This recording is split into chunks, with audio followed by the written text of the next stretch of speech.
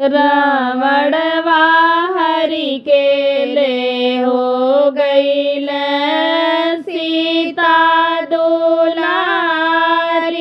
रावणवा हरि के ले हो गईल जो हम नाही देखली सीता जेवना बनावत बाड़ी। जो हम नाही देखली सीता जेवना बनावत बाड़ी। और नाही देखली राम खेलत धनु बाड़ा। रावणवा हरि के ले हो गईल सीता